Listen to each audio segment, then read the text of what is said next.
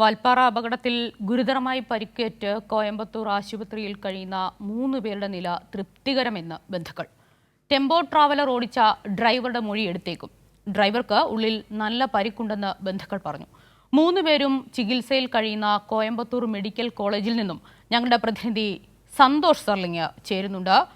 സന്തോഷ്, വാൽപ്പാറ അപകടത്തിൽപ്പെട്ട 3 പേരുടെ നില തൃപ്തികരമെന്നത് ആശ്വാസകരമായ വാർത്തയാണ്. ആശുപത്രി അധികൃതർ എന്താണ് പറയുന്നത്?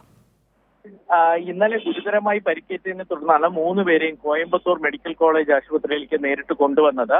കോയമ്പത്തൂർ മെഡിക്കൽ കോളേജ് ആശുപത്രിയിൽ പ്രത്യേക വിദഗ്ധ ചികിത്സ തന്നെ നൽകുന്നുണ്ടായിരുന്നു. ഇന്ന് രാവിലെയോടുകൂടി ആരോഗ്യനില മെച്ചപ്പെട്ടതിനാൽ ഓക്സിജൻ സിലിണ്ടർ സഹായം എടുത്തു മാറ്റി. അതിനുശേഷം ICUവിലായിരുന്നു. തുടർന്നിപ്പോൾ അല്പം ICUവിൽ നിന്നും മാറ്റിയിട്ടുണ്ട്. 3 പേരുടെയും പരിക്ക് ഗുരുതരമാണെങ്കിലും മറ്റു പ്രശ്നങ്ങളിലേക്ക് കടന്നില്ല.